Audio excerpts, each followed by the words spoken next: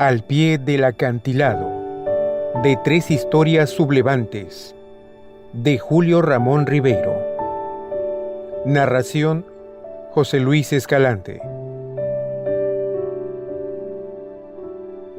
Nosotros somos como la higuerilla, como esa planta salvaje que brota y se multiplica en los lugares más amargos y escarpados. Véanla cómo crece en el arenal, sobre el canto rodado, en las acequias sin riego, en el desmonte, alrededor de los muladares. Ella no pide favores a nadie, pide tan solo un pedazo de espacio para sobrevivir. No le dan tregua el sol ni la sal de los vientos del mar. La pisan los hombres y los tractores, pero la higuerilla sigue creciendo, propagándose, alimentándose de piedras y de basura. Por eso digo que somos como la higuerilla, nosotros, la gente del pueblo. Allí donde el hombre de la costa encuentra una higuerilla, allí hace su casa, porque sabe que allí podrá también él vivir. Nosotros la encontramos al fondo del barranco, en los viejos baños de Magdalena. Veníamos huyendo de la ciudad como bandidos, porque los escribanos y los policías nos habían echado de quinta en quinta y de corralón en corralón. Vimos la planta allí, creciendo humildemente entre tanta ruina, entre tanto patillo muerto y tanto derrumbe de piedras, y decidimos levantar nuestra morada. La gente decía que esos baños fueron famosos en otra época, cuando los hombres usaban escarpines y las mujeres se metían al agua en camisón. En ese tiempo no existían las playas de agua dulce y la herradura. Dicen también que los últimos concesionarios del establecimiento no pudieron soportar la competencia de las otras playas, ni la soledad, ni los derrumbes, y que por eso se fueron llevándose todo lo que pudieron. Se llevaron las puertas, las ventanas, todas las barandas y las tuberías.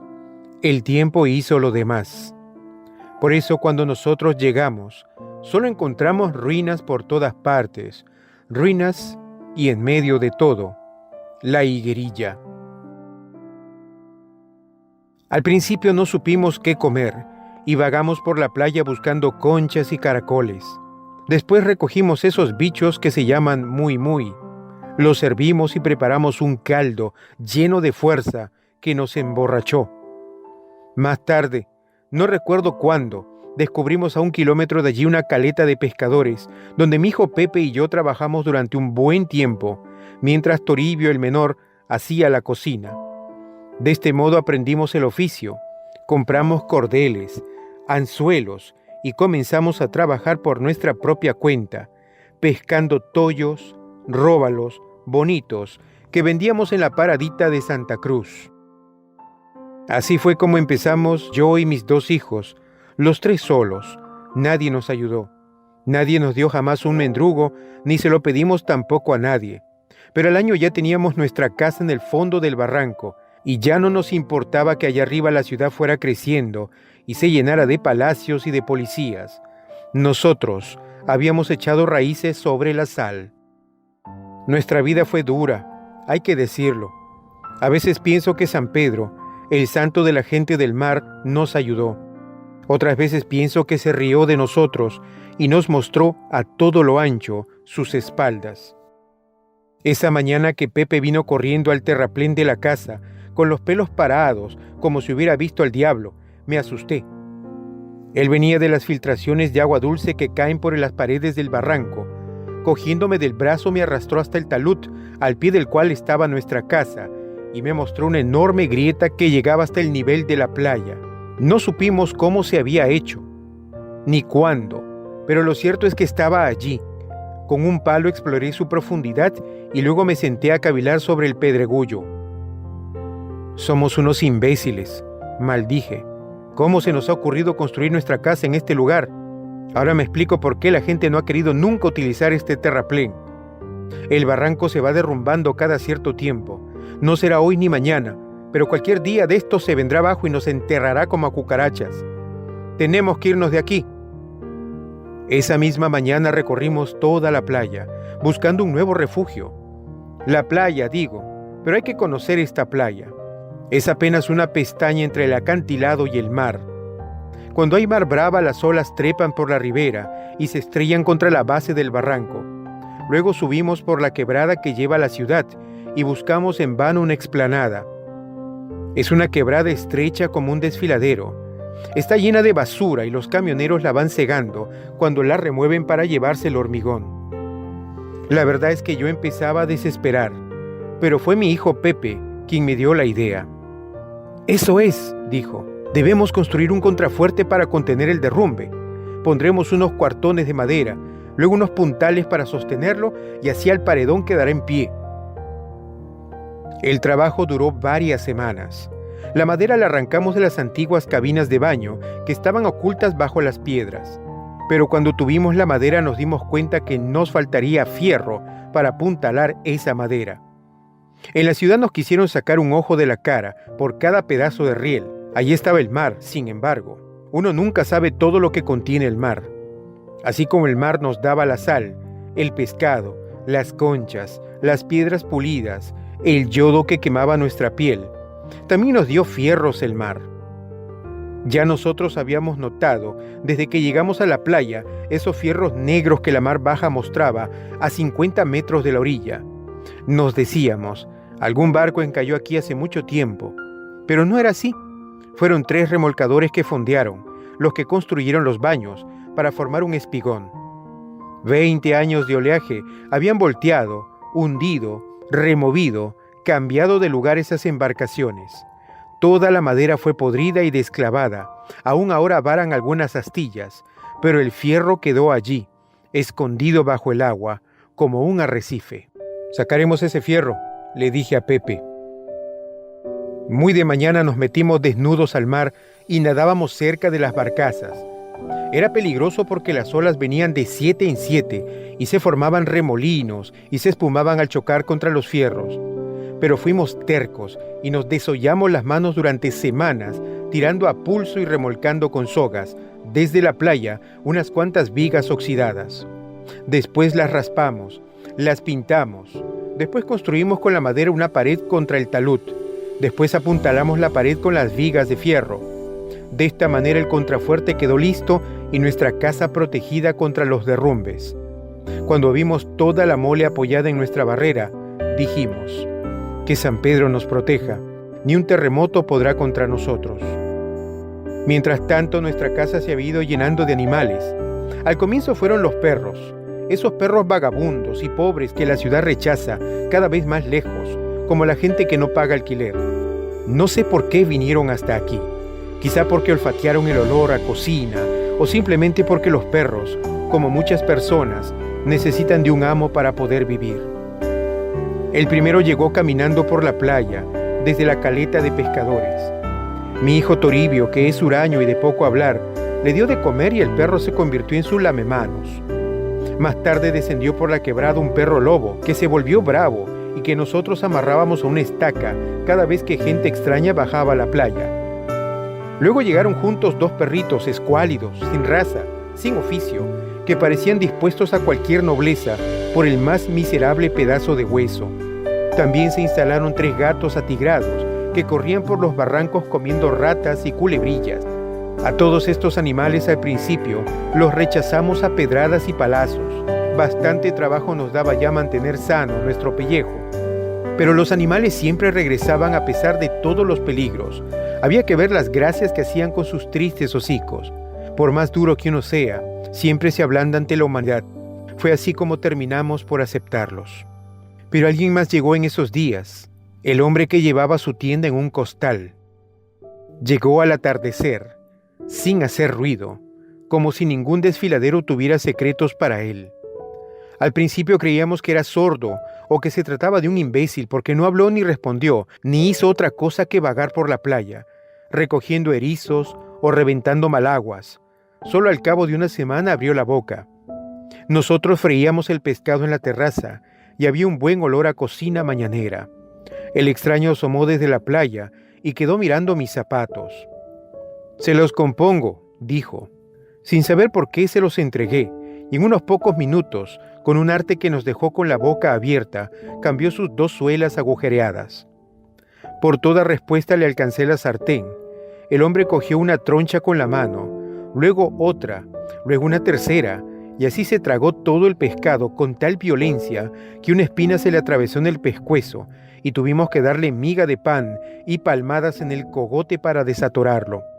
Desde esa vez, sin que yo ni mis hijos le dijéramos nada, comenzó a trabajar para nuestra finca.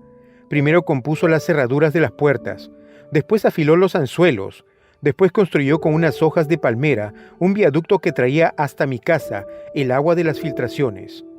Su costal parecía no tener fondo porque de él sacaba las herramientas más raras y las que no tenían las fabricaba con las porquerías del muladar. Todo lo que estuvo malogrado lo compuso y de todo objeto roto inventó un objeto nuevo. Nuestra morada se fue enriqueciendo, se fue llenando de pequeñas y grandes cosas, de cosas que servían o de cosas que eran bonitas, gracias a este hombre que tenía la manía de cambiarlo todo. Y por este trabajo nunca pidió nada. Se contentaba como una troncha de pescado y con que lo dejáramos en paz. Cuando llegó el verano, solo sabíamos una cosa, que se llamaba Samuel. En los días del verano, el desfiladero cobraba cierta animación. La gente pobre que no podía frecuentar las grandes playas de arena, bajaba por allí para tomar baños de mar. Yo la veía cruzar el terraplén, repartirse por la orilla pedregosa y revolcarse cerca de los erizos, entre las plumas de pelícano, como el mejor de los vergeles. Eran en su mayoría hijos de obreros, muchachos de colegio fiscal en vacaciones o artesanos de los suburbios. Todos se soleaban hasta la puesta del sol. Al retirarse pasaban delante de mi casa y me decían: «Su playa está un poco sucia, debía hacerla limpiar». A mí no me gustaban los reproches, pero en cambio me gustó que me dijeran «su playa». Por eso me empeñé en poner un poco de limpieza. Con Toribio pasé algunas mañanas recogiendo todos los papeles, las cáscaras y los patillos que, enfermos, venían a enterrar el pico entre las piedras. «Muy bien», decían los bañistas, «así las cosas van mejor». Después de limpiar la playa, levanté un cobertizo para que los bañistas pudieran tener un poco de sombra. Después Samuel construyó una poza de agua filtrada y 4 gradas de piedra en la parte más empinada del desfiladero. Los bañistas fueron aumentando. Se pasaban la voz, se decían: «Es una playa limpia, en donde nos dan hasta la sombra gratis». A mediados del verano era más que un centenar. Fue entonces cuando se me ocurrió cobrarles un derecho de paso. En realidad, esto no lo había planeado. Se me vino así de repente, sin que lo pensara. «Es justo», les decía. «Les he hecho una escalera, he puesto un cobertizo, les doy agua de beber y además tienen que atravesar mi casa para llegar a la playa». «Pagaríamos si hubiera un lugar donde desvestirse», respondieron. Allí estaban las antiguas cabinas de baño. Quitamos el hormigón que las cubría y dejamos libres una docena de casetas. «Está todo listo», dije. «Cobro solamente 10 centavos por la entrada a la playa». Los bañistas se rieron. «Falta una cosa, debes quitar esos fierros que hay en el mar. ¿No se da cuenta que aquí no se puede nadar? Uno tiene que contentarse con bañarse en la orilla. Así no vale la pena». «Sea, los sacaremos», respondí. Y a pesar de que había terminado el verano y que los bañistas iban disminuyendo, me esforcé con mi hijo Pepe en arrancar los fierros del mar. El trabajo ya lo conocíamos desde que sacamos las vigas para el talud, pero ahora teníamos que sacar todos los fierros, hasta aquellos que habían echado raíces entre las algas.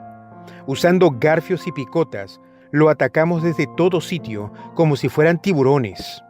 Llevábamos una vida submarina y extraña para los forasteros que, durante el otoño, bajaban a veces por allí para ver más de cerca la caída del crepúsculo. «¿Qué hacen esos hombres?», se decían. «Pasan horas sumergiéndose para traer a la orilla un poco de chatarra». En la lucha contra los fierros, Pepe parecía haber empeñado su palabra de hombre. Toribio, en cambio, como los forasteros, lo veía trabajar sin ninguna pasión. El mar no le interesaba, solo tenía ojos para la gente que venía de la ciudad.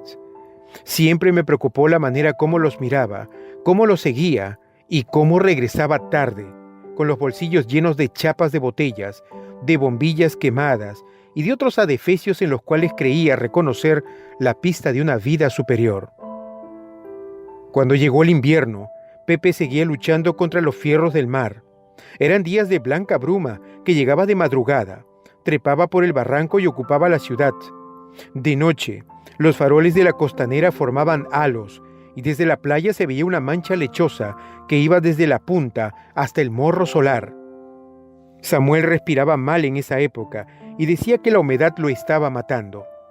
En cambio a mí me gusta la neblina, le decía yo. De noche hay un buen temperamento y se goza tirando del cordel.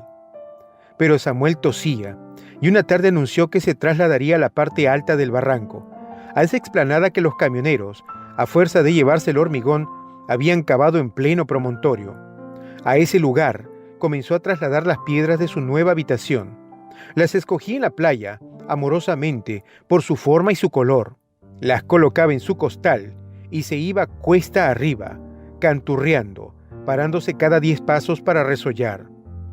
Yo y mis hijos contemplábamos asombrados ese trabajo.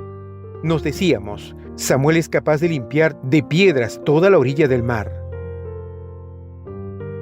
La primera migración de aves guaneras pasó graznando por el horizonte. Samuel levantaba ya las paredes de su casa. Pepe, por su parte, había casi terminado su trabajo. Tan solo a 80 metros de la orilla quedaba el armazón de una barcaza imposible de remover. «Con esa no te metas», le decía. «Una grúa sería necesario para sacarla». Sin embargo, Pepe, después de la pesca y del negocio, nadaba hasta allí, hacía equilibrio sobre los fierros y buceaba buscando un punto donde golpear. Al anochecer regresaba cansado y decía: «Cuando no quede un solo fierro, vendrán cientos de bañistas. Entonces sí que lloverá plata sobre nosotros». Es raro, yo no había notado nada, ni siquiera había tenido malos sueños. Tan tranquilo estaba que, al volver de la ciudad, me quedé en la parte alta del desfiladero, conversando con Samuel, que ponía el techo de su casa. «Ya vendrán», me dijo Samuel, señalando unas piedras que había tiradas por el suelo.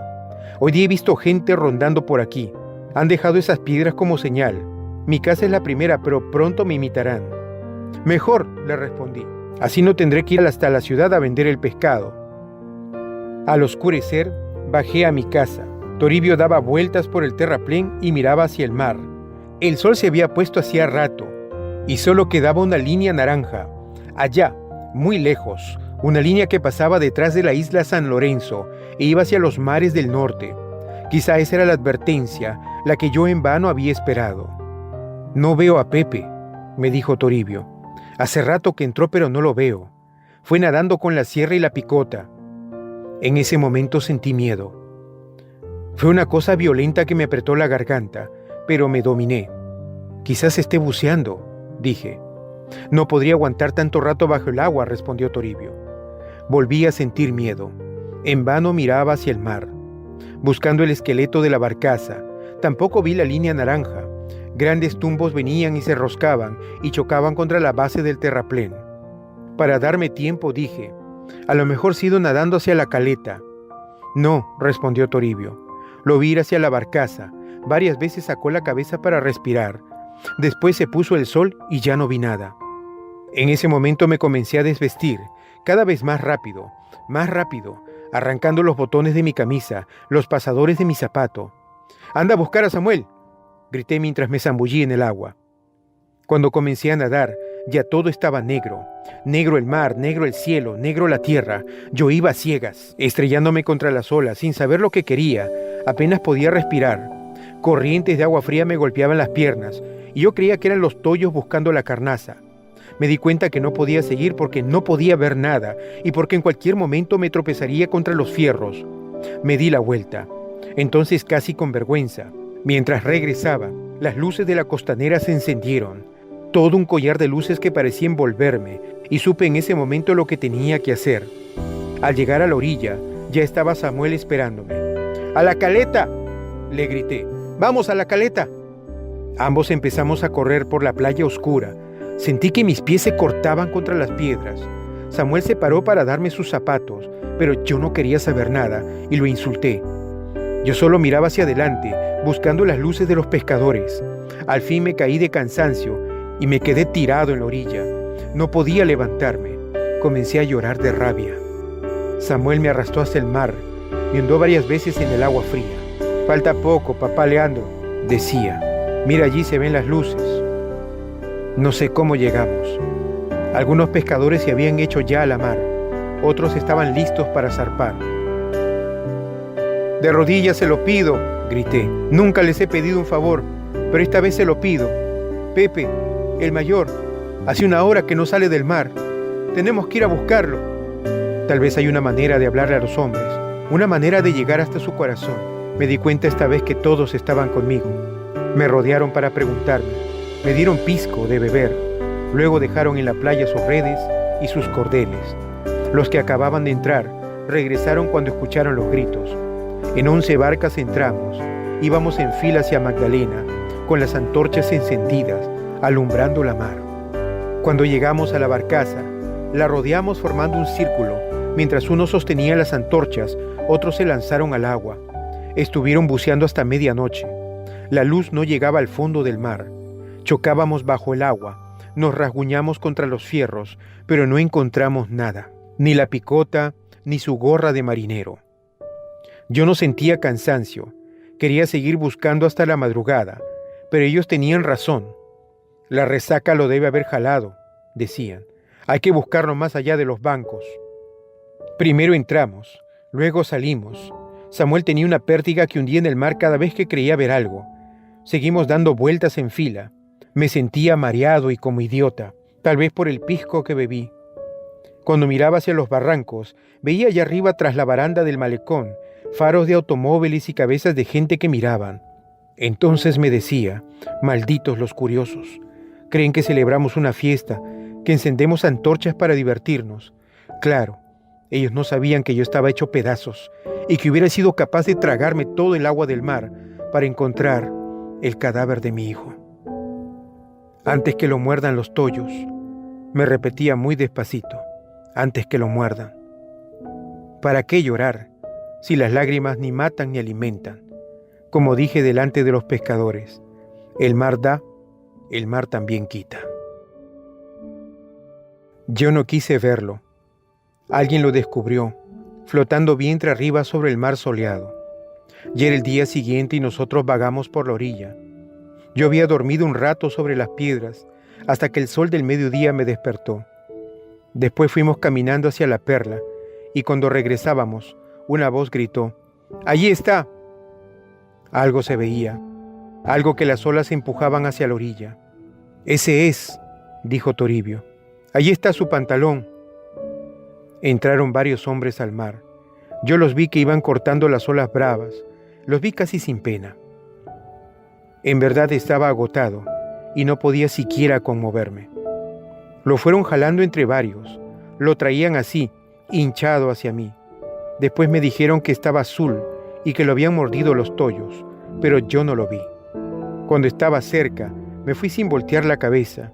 Solo dije antes de partir, que lo entierren en la playa, al pie de las campanillas.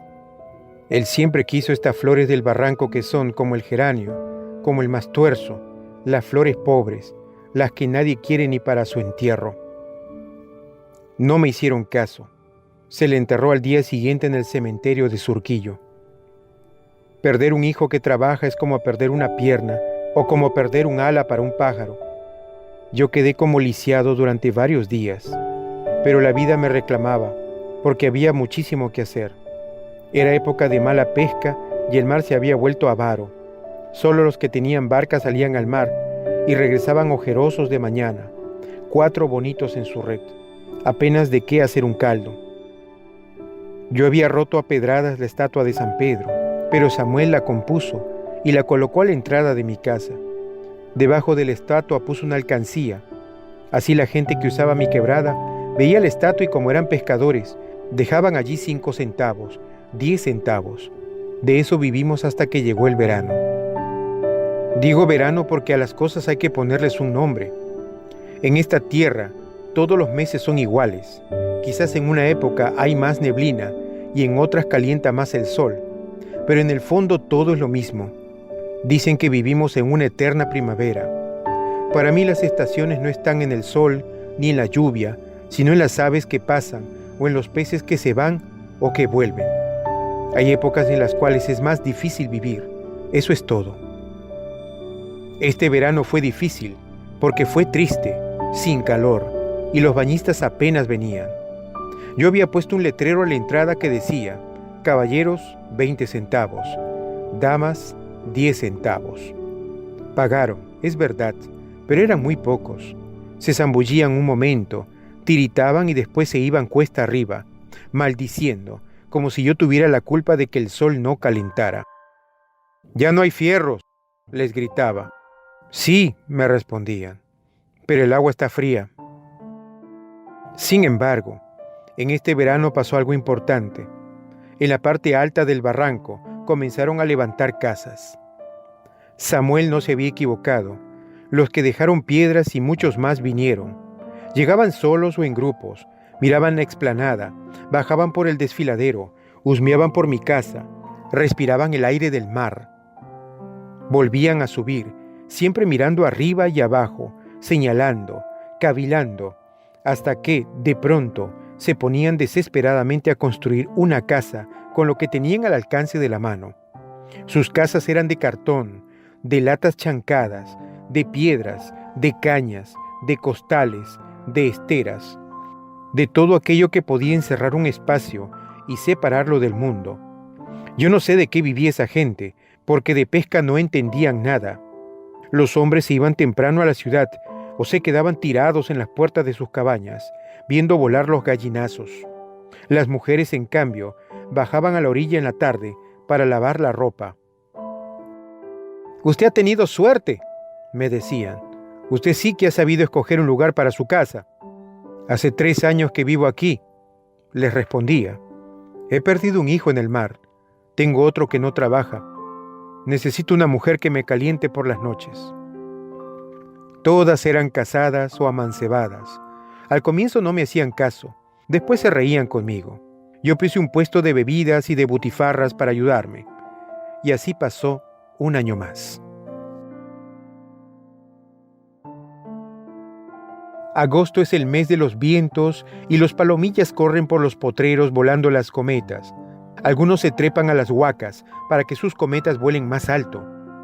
Yo siempre he mirado este juego con un poco de pena, porque en cualquier momento el hilo puede romperse y la cometa, la linda cometa de colores y de larga cola, se enreda en los alambres de la luz o se pierde en las azoteas. Toribio era así.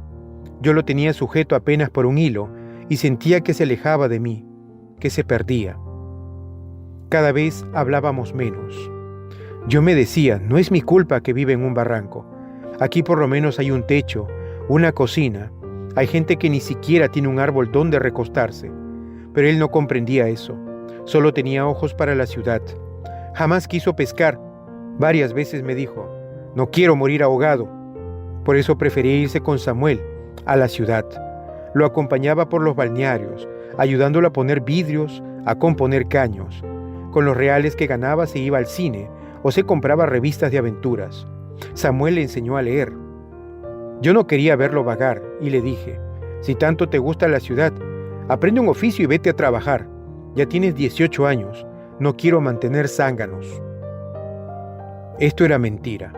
Yo lo hubiera mantenido toda mi vida, no solo porque era mi hijo, sino porque tenía miedo de quedarme solo. Por la tarde no tenía con quién conversar y mis ojos, cuando había luna, iban hacia los tumbos y buscaban la barcaza, como si una voz me llamara desde adentro. Una vez Toribio me dijo, si me hubieras mandado al colegio, ahora sabría qué hacer y podría ganarme la vida. Esa vez le pegué porque sus palabras me hirieron. Estuvo varios días ausente. Después vino sin decirme nada y pasó algún tiempo comiendo mi pan y durmiendo bajo el cobertizo. Desde entonces siempre se iba a la ciudad, pero también siempre volvía. Yo no quise preguntarle nada. Algo debía pasar. Cuando regresaba, Samuel me lo hizo notar. Venía por Delia, la hija del sastre. A la Delia varias veces la había invitado a sentarse en el terraplén para tomar una limonada. Yo la había distinguido entre las mujeres que bajaban porque era redonda, zumbona y alegre como una abeja. Pero ella no me miraba a mí, miraba a Toribio.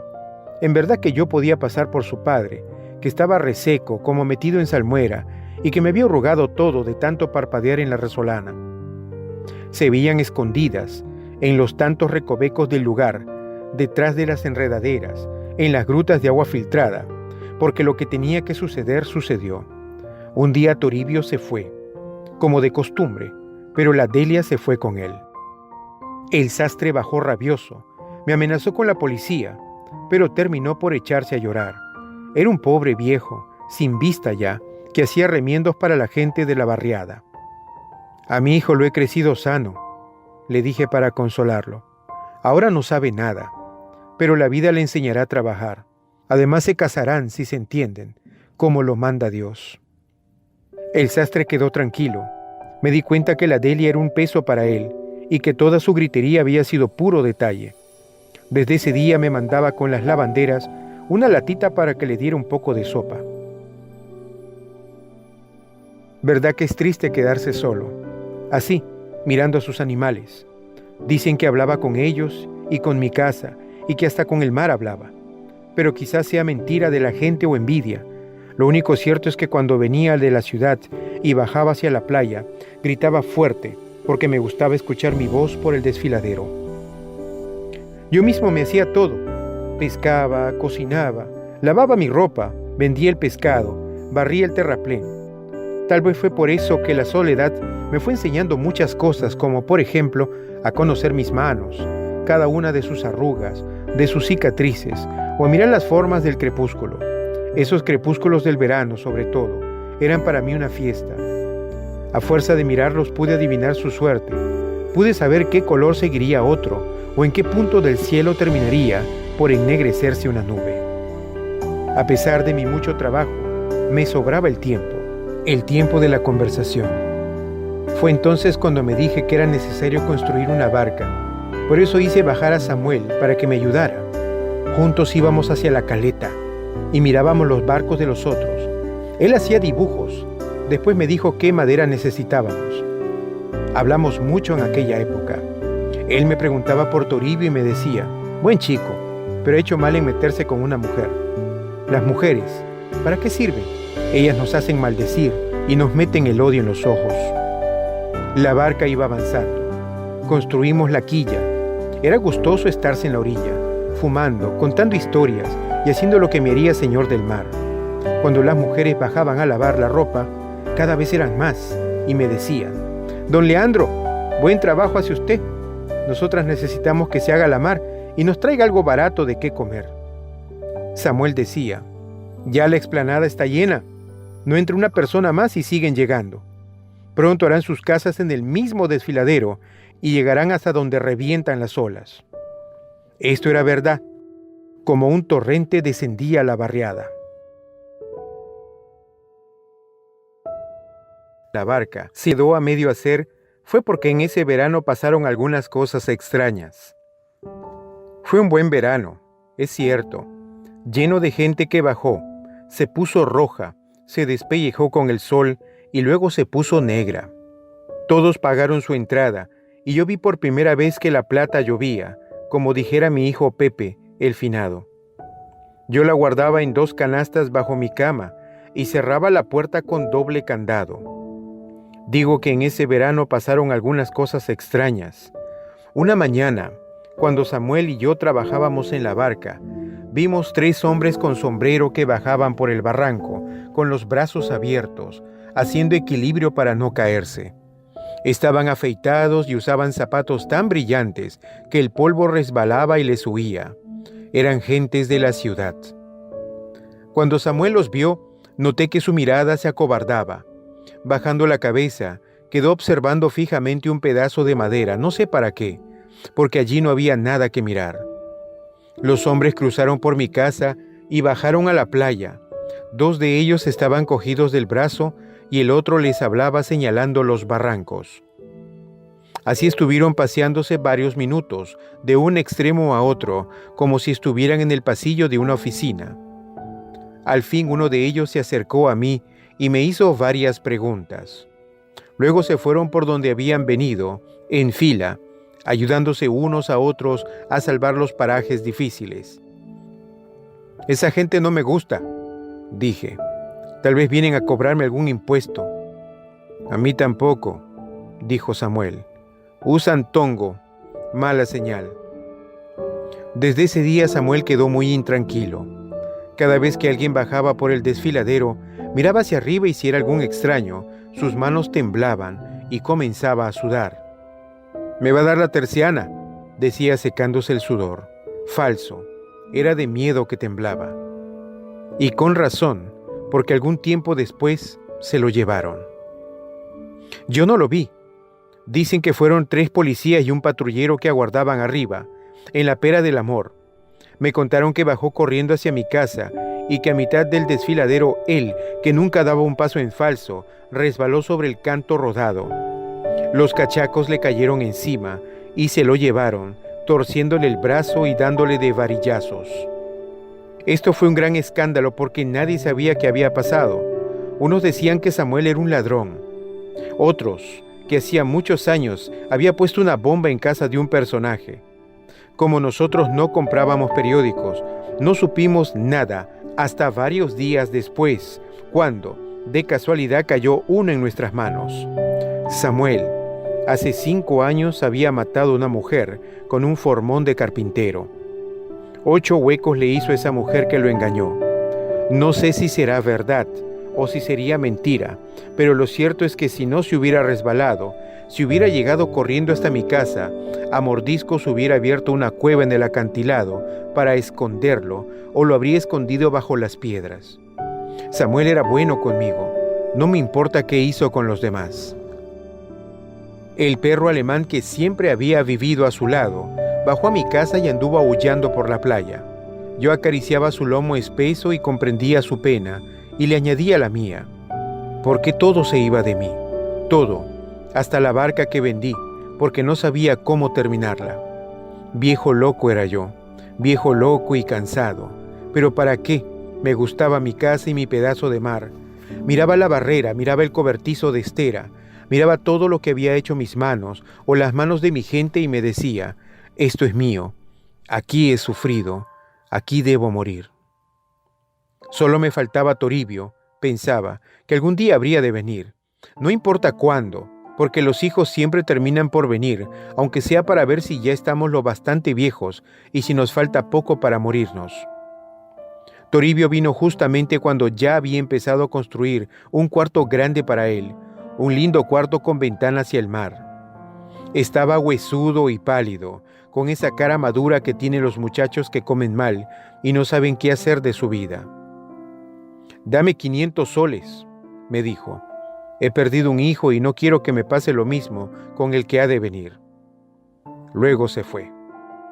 Yo no quise retenerlo, pero seguí construyendo su cuarto.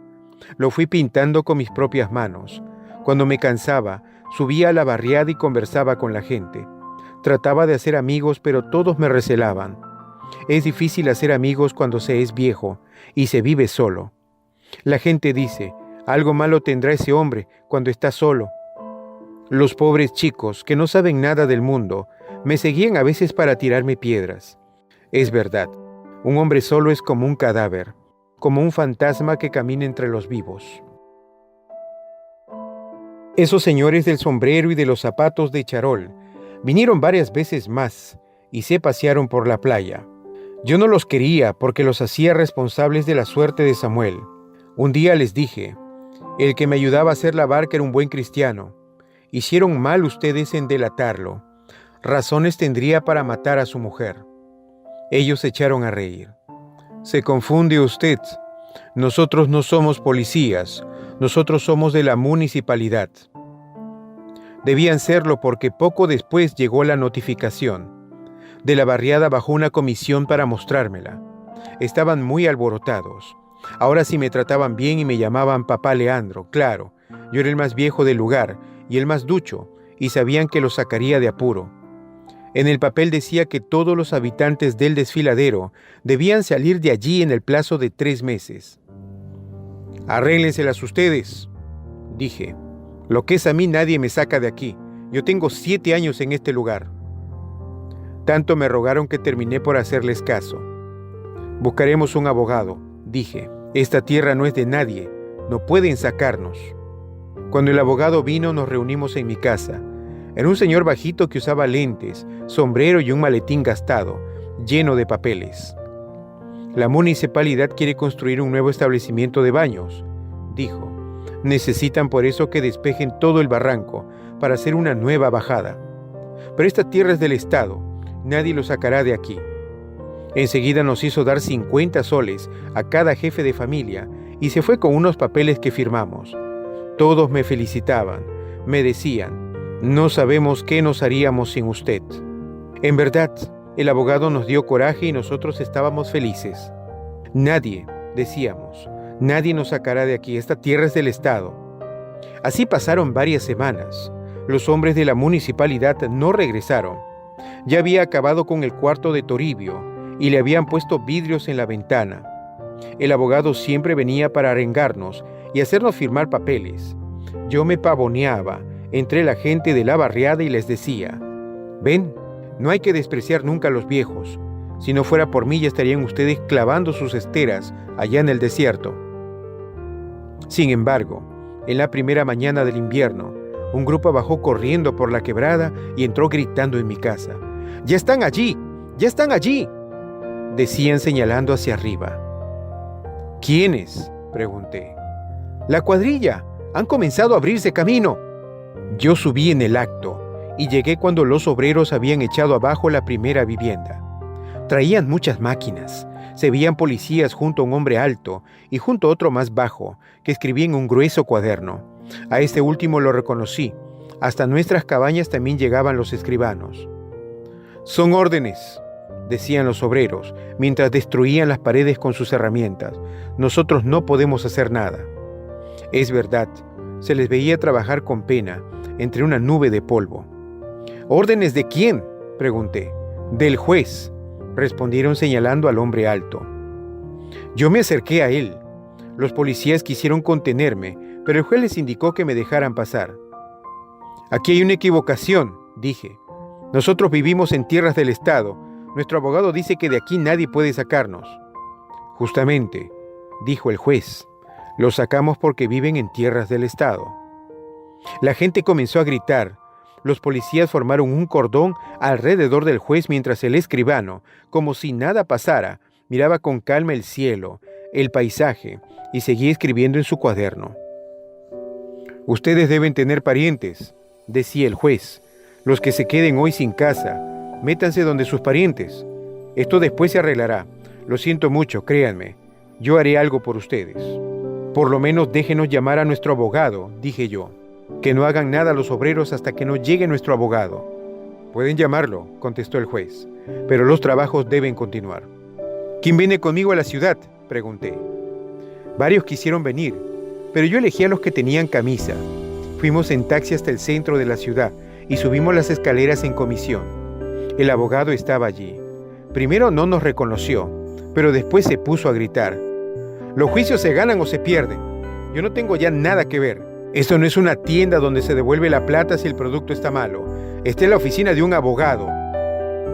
Discutimos largo rato, pero al final tuvimos que regresar. En el camino no hablábamos, no sabíamos qué decir. Cuando llegamos al barranco, ya el juez se había ido, pero seguían allí los policías. La gente de la barriada nos recibió furiosa. Algunos decían que yo tenía la culpa de todo, que tenía mis entendimientos con el abogado. Yo no les hice caso. Había visto que la casa de Samuel, la primera que hubo en el lugar, había caído abajo y que sus piedras estaban tiradas por el suelo. Reconocí una piedra blanca, una que estuvo mucho tiempo en la orilla cerca de mi casa.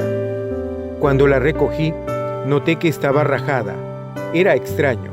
Esa piedra que durante años el mar había pulido, había redondeado, estaba ahora rajada. Sus pedazos se separaron entre mis manos y me fui bajando hacia mi casa, mirando un pedazo y luego el otro, mientras la gente me insultaba y yo sentía unas ganas terribles de llorar. Allá ellos, me dije en los días siguientes, que los aplasten, que los revienten. Lo que es mi casa no llegarán fácilmente las máquinas. Hay mucho barranco que rebanar. Era verdad. La cuadrilla trabajaba sin prisa. Cuando no había vigilancia, dejaban sus herramientas y se ponían a fumar, a conversar. Es una pena, decían, pero son órdenes.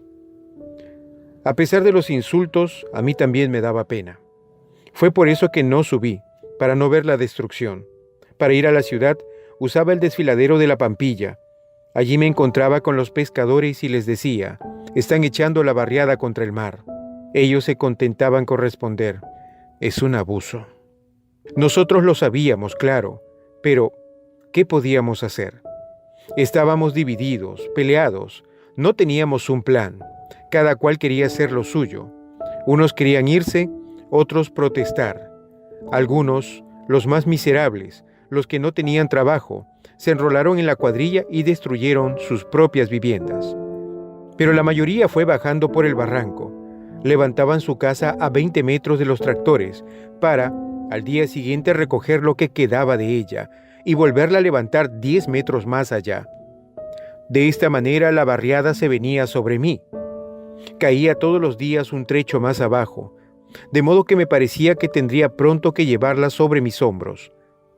A las 4 semanas que empezaron los trabajos, la barriada estaba a la puerta de mi casa, deshecha, derrotada, llena de mujeres y de hombres polvorientos que me decían, por encima del barandal: «Don Leandro, tenemos que pasar al terraplén, no allí hasta que encontremos otra cosa». «No hay sitio», les respondía. «Ese cuarto grande que ven allá es para mi hijo Toribio, que vendrá con la Delia. Además, ustedes nunca me han dado la mano. Reviéntense ahora, al desierto, a pudrirse». Pero eso era injusto. Yo sabía muy bien que las cabinas de baños para mujeres, que eran de madera, y las cabinas de estera para los hombres, podrían albergar a los que huían. Esta idea me daba vueltas por la cabeza. Como era invierno, las casetas estaban abandonadas, pero yo no quería decir nada, quizá para que conocieran a fondo el sufrimiento. Al fin no pude más. Que pasen las mujeres que están en cinta. Casi todas las estaban, pues en las barriadas secas, entre tanta cosa marchita, lo único que siempre florece y está siempre a punto de madurar son los vientres de nuestras mujeres. Que se metan en los nichos de madera y que aguanten allí. Las mujeres pasaron, pero al día siguiente tuve que dejar pasar a los niños y después a los hombres, porque la cuadrilla seguía avanzando, con paciencia, es verdad, pero con un ruido terrible de máquinas y de farallones que caían. Mi casa se llenó de voces y de disputas. Los que no tenían sitio se fueron a la playa. Todo parecía un campamento de gente sin esperanza, de personas que van a ser fusiladas. Allí estuvimos una semana, no sé para qué, puesto que sabíamos que habrían de llegar. Una mañana la cuadrilla apareció detrás de la baranda, con toda su maquinaria. Cuando nos vieron, quedaron inmóviles, sin saber qué hacer. Nadie se decidía a dar el primer golpe de barreta. ¿Quieren echarnos al mar?, dije. «De aquí no pasarán. Todos saben muy bien que esta es mi casa, que esta es mi playa, que este es mi mar, que yo y mis hijos lo hemos limpiado todo. Aquí vivo desde hace 7 años y los que están conmigo, todos, son como mis invitados». El capataz quiso convencerme. Después vino el ingeniero. Nosotros nos mantuvimos firmes. Éramos más de 50 y estábamos armados con todas las piedras del mar. «No pasarán», decíamos, mirándonos orgullosos. Durante todo el día las máquinas estuvieron paradas. A veces bajaba el capataz, a veces subíamos nosotros para parlamentar. Al fin, el ingeniero dijo que llamaría al juez. Nosotros pensamos que ocurriría un milagro. El juez vino al día siguiente, acompañado de los policías y otros señores. Apoyado en la baranda, nos habló. «Yo voy a arreglar esto», dijo. «Créanme, lo siento mucho». «No pueden echarlos al mar, es evidente. Vamos a conseguirles un lugar donde vivir». «Miente», dije más tarde a los míos. «Nos engañarán. Terminarán por tirarnos a una zanja». Esa noche deliberamos hasta tarde. Algunos comenzaban a flaquear. «Tal vez nos consigan un buen terreno», decían los que tenían miedo. «Además, los policías están con sus varas, con sus fusiles, y nos pueden abalear». «No hay que ceder», insistía yo. «Si nos mantenemos unidos, no nos sacarán de aquí». El juez regresó. «Los que quieran irse a la pampa de Comas, que levanten la mano», dijo. «He conseguido que les cedan 20 lotes de terreno. Vendrán los camiones para recogerlos. Es un favor que les hace la municipalidad». En ese momento me sentí perdido. Supe que todos me iban a traicionar. Quise protestar, pero no me salía la voz. En medio del silencio, vi que se levantaba una mano, luego otra, y pronto todo no fue más que un pelotón de manos en alto que parecían pedir una limosna. «¡A donde van no hay agua!», grité. «No hay trabajo, tendrán que comer arena, tendrán que dejarse matar por el sol». Pero nadie me hizo caso. Ya habían comenzado a enrollar sus colchones, rápidamente, afanosos, como si temieran perder esa última oportunidad. Toda la tarde estuvieron desfilando cuesta arriba, por la quebrada. Cuando el último hombre desapareció, me paré en medio del terraplén y me volví hacia la cuadrilla que descansaba detrás de la baranda. La miré largo rato, sin saber qué decirle, porque me daba cuenta que me tenían lástima. «Pueden comenzar», dije al fin, pero nadie me hizo caso. Cogiendo una barreta añadí: «Miren, les voy a dar el ejemplo». Algunos se rieron, otros se levantaron. «Ya es tarde», dijeron. «Ha terminado la jornada. Vendremos mañana». Y se fueron, ellos también, dejándome humillado, señor aún de mis pobres pertenencias. Esa fue la última noche que pasé en mi casa. Me fui de madrugada para no ver lo que pasaba. Me fui cargando todo lo que pude, hacia Miraflores, seguido por mis perros, siempre por la playa, porque yo no quería separarme del mar. Andaba a la deriva mirando un rato las olas, otro rato el barranco, cansado de la vida, en verdad, cansado de todo, mientras iba amaneciendo. Cuando llegué al gran colector que trae las aguas negras de la ciudad, sentí que me llamaban. Al voltear la cabeza divisé a una persona que venía corriendo por la orilla. Era Toribio. «Sé que los han votado», dijo. «He leído los periódicos. Quise venir ayer, pero no pude. La Delia espera en el terraplén con nuestros bultos». «Anda, vete», respondí. «No te necesito. No me sirves para nada». Toribio me cogió del brazo. Yo miré su mano y vi que era una mano gastada, que era ya una verdadera mano de hombre. «Tal vez no sirva para nada, pero tú me enseñarás». Yo continuaba mirando su mano. «No tengo nada que enseñarte», dije. «Te espero, ve por la Delia». Había bastante luz cuando los tres caminábamos por la playa. Buen aire se respiraba, pero andábamos despacio, porque la Delia estaba encinta. Yo buscaba siempre por uno y otro lado, el único lugar. Todo me parecía tan seco, tan abandonado. No crecía ni la campanilla ni el mastuerzo. De pronto, Toribio, que se había alejado, dio un grito. «¡Mira, una higuerilla!». Yo me acerqué corriendo. Contra el acantilado, entre las conchas blancas, crecía una higuerilla. Estuve mirando largo rato sus hojas ásperas, su tallo tosco, sus pepas preñadas de púas que hieren la mano de quien intenta acariciarlas. Mis ojos estaban llenos de nubes. «Aquí», le dije a Toribio, «alcánzame la barreta». Y escarbando entre las piedras, hundimos el primer cuartón de nuestra nueva vivienda. Huamanga, 1959.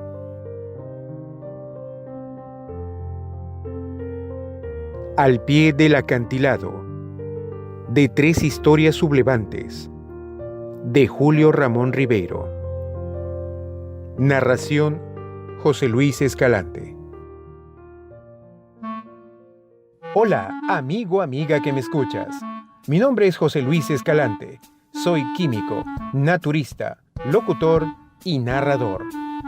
Si te gusta mi trabajo, por favor dale me gusta, suscríbete a mi canal y comparte este trabajo en tus redes sociales. Te estaré infinitamente agradecido.